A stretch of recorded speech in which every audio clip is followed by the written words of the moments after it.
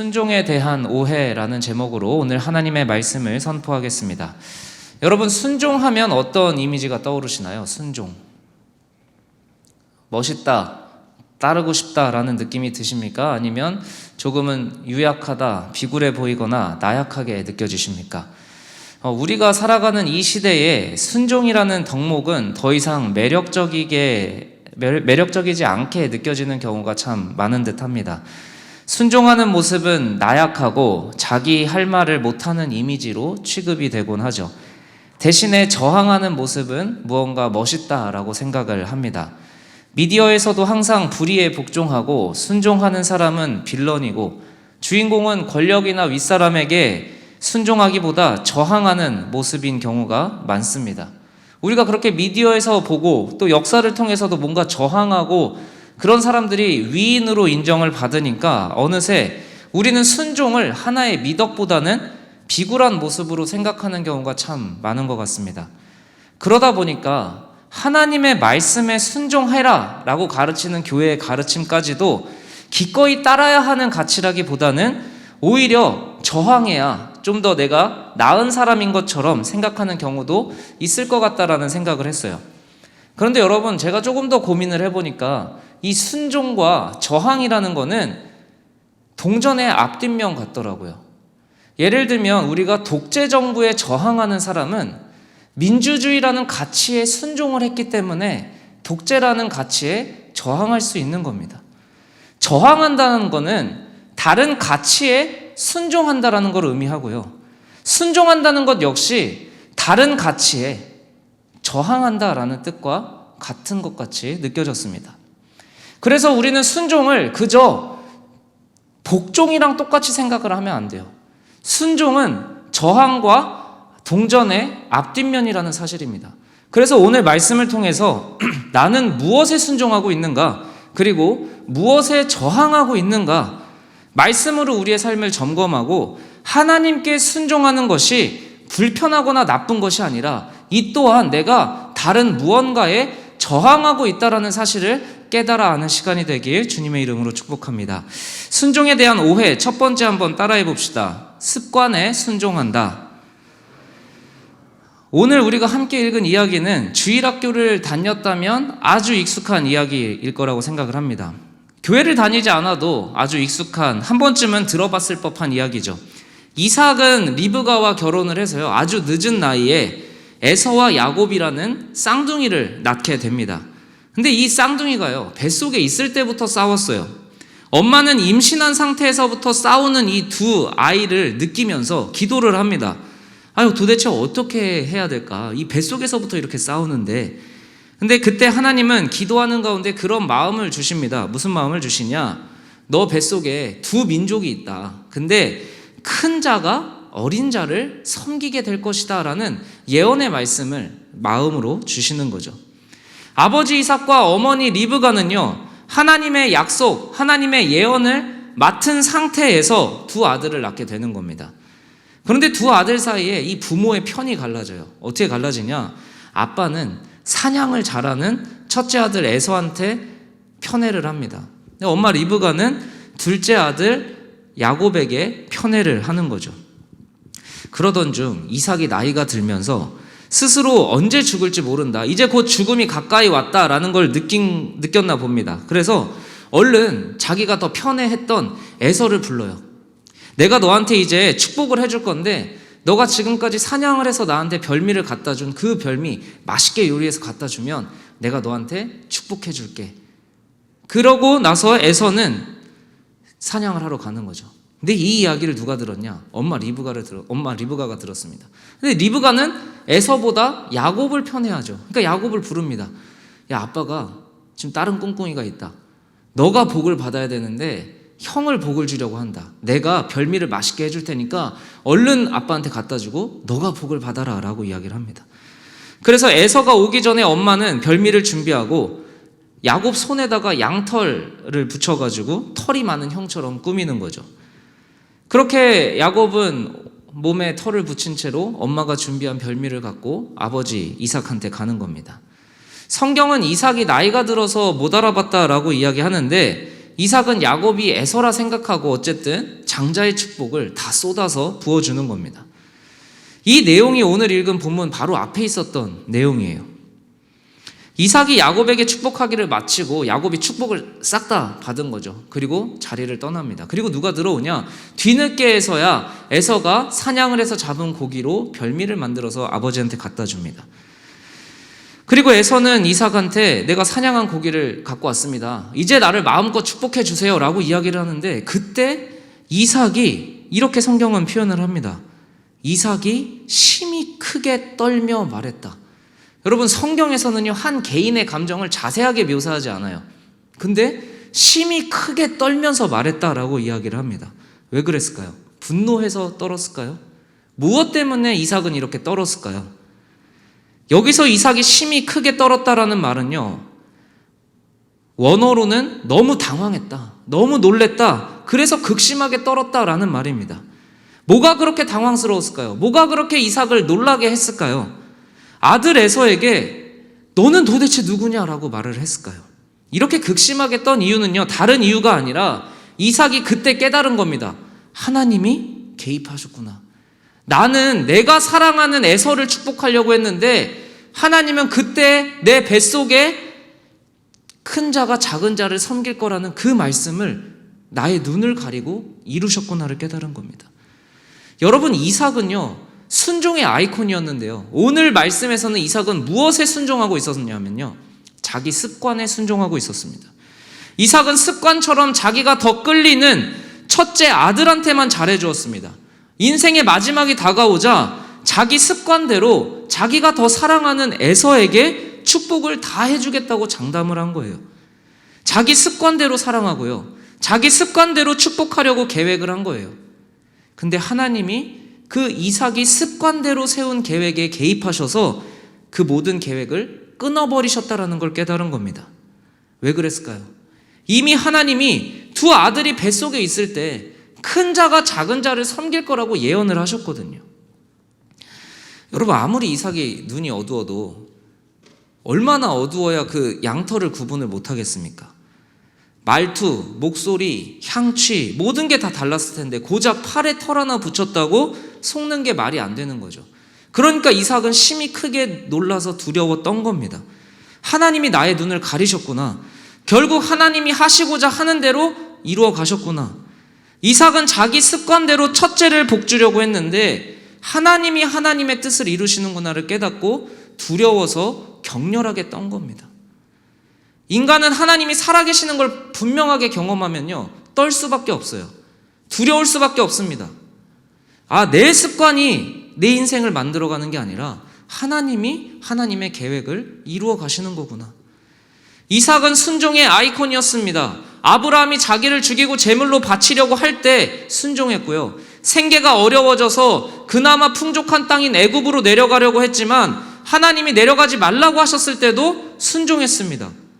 그런데 자기도 모르게 자기 습관대로 사랑하고요, 자기 습관대로 하나님의 복을 주려고 했던 겁니다. 그런 자기 자신에게 놀란 거죠. 그런데 여러분, 오늘 말씀 뒷부분을 보시면요, 자기 습관에 순종한 게 이삭뿐만이 아니었습니다.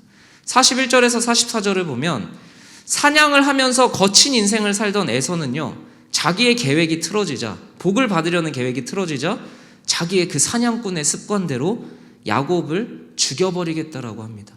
자기의 혈육을요, 아무렇지 않게 죽여버리겠다라고 이야기를 하는 거예요. 근데 이 말을 엄마 리브가가 들어요. 근데 리브가는 또 어떻게 하느냐? 자기가 큰아들을 지금까지 속여온 거를 사과하지 않아요. 야곱을 불러서 형이 너 죽이려고 한다, 도망가라고 합니다.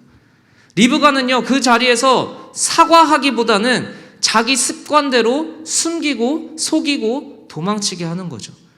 네 형의 노가 풀릴 때까지 며칠 숨어 있으라 라고 얘기합니다.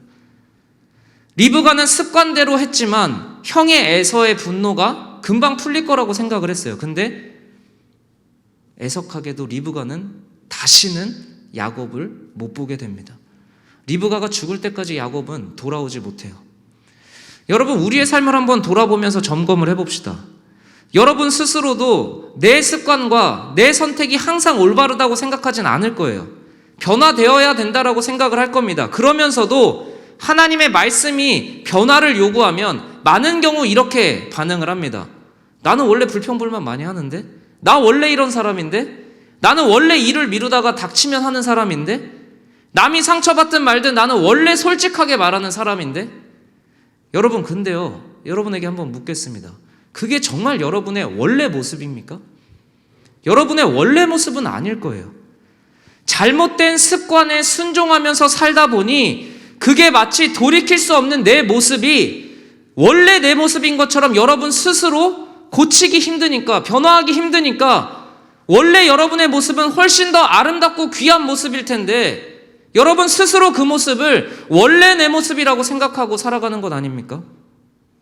잘못된 습관에 순종하면서 변화시킬 수 없는 내 모습이 절대 여러분의 원래 모습이 아니라는 겁니다. 여러분은 습관에 순종하는 사람들이 아니라 하나님의 말씀에 순종하기 위해 이 자리에 모였으리라 생각을 합니다.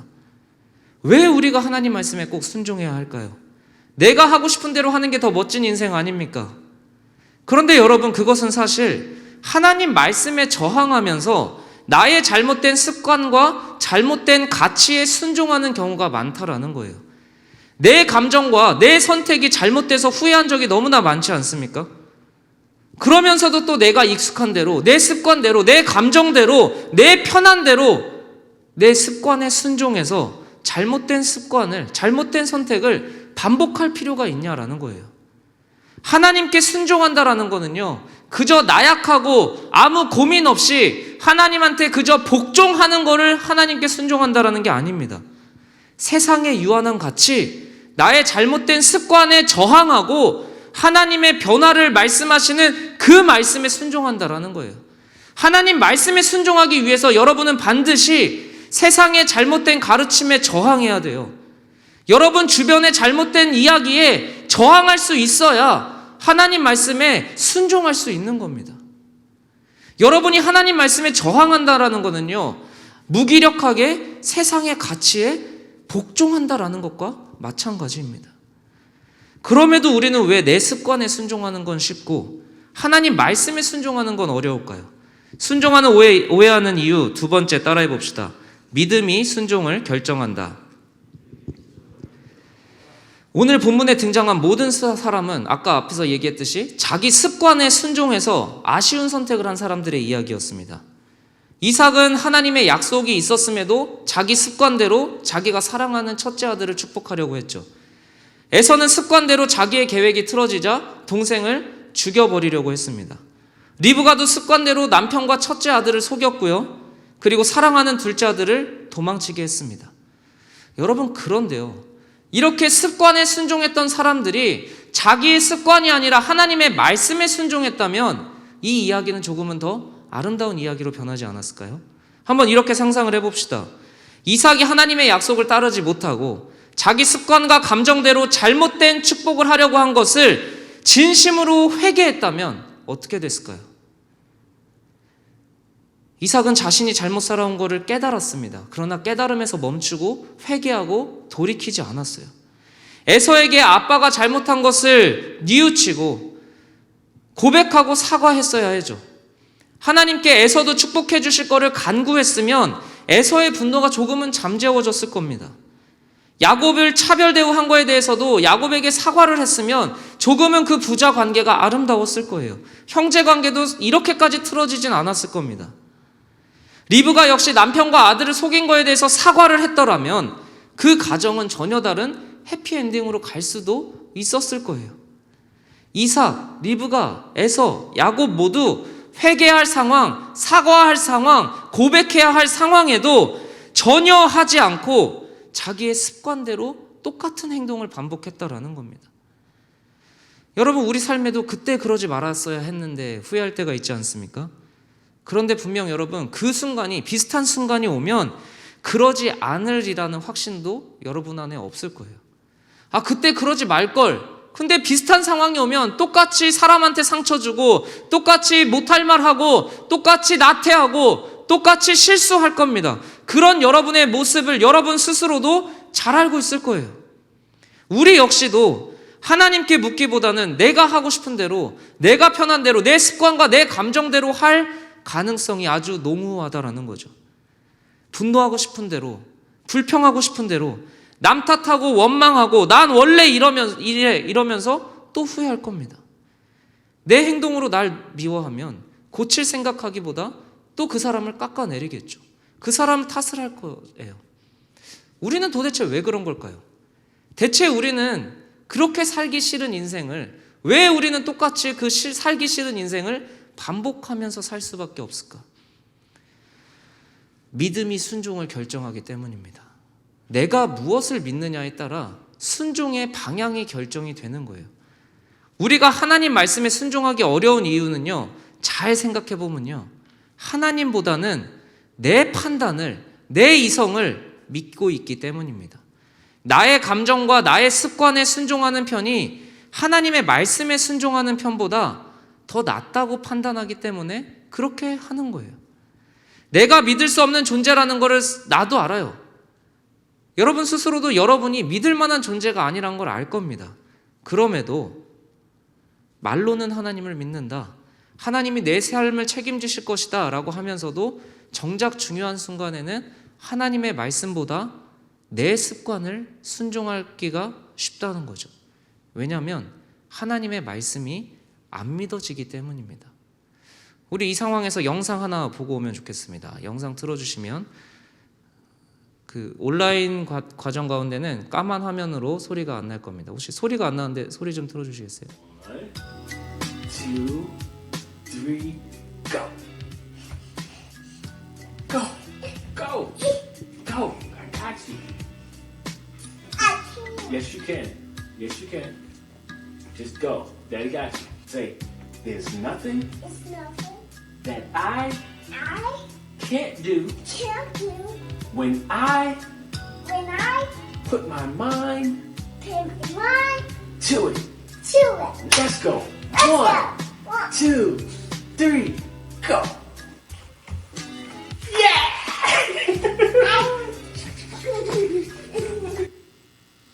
네, 짧은 영상이었습니다. 아빠는요, 딸한테 내가 너를 꼭 잡아주겠다고 뛰어보라고 이야기를 해요. 딸은 아빠의 말대로 하려고 하는데요, 잘 안 돼요. 뛰고 싶은데 두려워요. 무서워요. 아버지가 잡아주겠다고 이야기를 하는데 말이 잘 안 되는 거죠, 마음같이. 그래서 딸은 못하겠다고 이야기를 해요. 그러자 아빠가 말합니다. 내가 굳게 마음먹으면 못할 게 없다. 어떤 마음의 주문을 알려주는 거죠. 딸은 그 말을 따라하고 용기를 내서 뛰어내립니다. 그리고 아빠는 그 뛰어내린 딸을 붙잡아 주는 거죠. 여기서 put my mind, 여기서 그냥 마음을 굳게 먹는다는 건 뭐죠? 믿는다라는 겁니다. 아이는 그 말을 믿고 뛰어내렸고요. 마침내 아버지는 딸을 안아줍니다. 여러분, 믿음은요, 그냥 생기는 게 아니라 경험이 쌓여서 믿음이 생기는 겁니다. 아버지를 향해 자기의 몸을 던지는 경험을 했기 때문에 그 아이는 이제 아빠를 조금은 더 믿을 수 있게 될 겁니다. 그럼에도 위험에 빠지지 않고 아빠가 잡아주는 경험을 했기 때문에 뛰어내리면 안 된다고 생각해서 두려워서 겁나서 포기하는 경험만 쌓이면 이 딸은 절대 아빠가 내 눈앞에서 팔을 벌리고 있어도 평생 못 뛰어내릴 겁니다. 근데 용기를 내서 한 번 뛰어내렸는데 아빠가 붙잡아주는 경험을 하면 다음에도 아빠가 뛰어내려라 라고 할 때 더 용기 내서 뛰어내릴 수 있을 겁니다. 자기가 두려워서 겁나서 포기하는 경험만 쌓이면 아버지와의 신뢰관계는 형성이 될래야 될 수가 없다라는 거예요. 여러분, 그러니 여러분에게 권면합니다. 작은 것부터 실천해 보시길 축복합니다. 하나님의 살아계심을 느낄 수 있는 믿음의 투신을 경험해 보라는 거예요. 하나님이 여러분을 포기하지 않으시고 붙드시는 경험을 하기 위해서는 여러분 뛰는, 아버지를 향해 뛰어내리는, 아버지의 말을 순종하는 작은 경험들이 쌓여야 된다라는 거예요. 큰 소리로 찬양도 해보고 소리내서 기도도 해보십시오. 두려움이나 염려가 심장을 멈추게 할 것처럼 날 덮쳐올 때 예수님의 이름을 한번 찾아보십시오. 어려운 상황에 아무도 나를 사랑하지 않을 것 같을 때 예배의 자리에 진심으로 참여해 보십시오. 그 경험이 쌓이고 쌓일 때에 하나님이 나를 사랑하시는구나, 내가 버림받은 존재가 아니라 하나님께 택함받은 하나님의 자녀구나를 깨닫는 날이, 그 경험들이 쌓이고 쌓여서 하나님께 순종하는 믿음이 생길 거라는 거예요. 하나님의 말씀을 믿고 순종하는 경험을 담대하게 하는 하이청년부 모든 청년들이 되길 축복합니다. 하나님은 여전히 팔을 벌려 뛰라고 나를 믿어보라고 하시는 하나님입니다. 그 하나님을 향해 용기 내어 말씀의 순종을 경험하는 그 경험들이 쌓일 때 여러분의 습관이 조금은 변화될 것입니다. 여러분의 의지는요 반드시 시들게 돼 있어요. 그러나 하나님의 말씀은 영원합니다. 그 말씀에 순종하는 경험만이 여러분이 잘못된 습관에 순종하는 그것을 바꾸고 하나님의 말씀에 순종하게 할 겁니다. 부족하고 잘못된 선택이 이끄는 인생이 아니라 완전하고 오르신 하나님이 이끄는 인생이 그때서야 시작되는 겁니다. 여러분이 하나님의 말씀에 순종하기 시작할 때 다른 누군가의 말과 다른 누군가의 평가로 흔들리는 인생이 아니라 하나님의 말씀 위에 굳게 선 인생이 될 거라는 거예요. 이 시간 함께 찬양하며 결단하기를 원합니다. 영원하고 완전한 하나님께 순종하는 인생이 되길 결단합시다. 여러분의 습관과 여러분의 감정이 아니라 날 영원히 사랑하시고 책임지시는 예수님을 사랑하기를 원합니다. 세상의 가치가 아니라 예수님을 더 사랑할 때 내가 돈에, 내가 사람에 엎드리기보다 하나님께 엎드릴 때, 그래서 날 좀 안아달라고, 날 좀 위로해달라고 기도할 때 여러분은 조금은 다른 인생을 살기 시작할 겁니다. 이 시간 여러분이 무엇에 엎드릴지 결단하고 결심합시다. 순종은 그저 나약한 인간의 표상을 말해주는 것이 아닙니다. 순종하기 위해서 우리는 반드시 다른 것에 저항해야 됩니다. 여러분들이 세상에 저항하여 하나님의 말씀에 순종하는 자들이 되길 축복합니다. 여러분의 습관에 저항하여 하나님께 순종하는 자들이 되길 원합니다. 변별력 없이 분별력 없이 하나님의 말씀에 저항하는 것은 여전히 세상의 유한한 가치에 순종하고 있었음을 깨닫고 이제는 말씀에 순종하고 나의 감정과 나의 습관과 나의 잘못된 선택에 저항할 수 있는 하나님의 살아있는 자녀들이 되길 축복합니다. 이 시간 함께 찬양하며 결단하며 나아가겠습니다.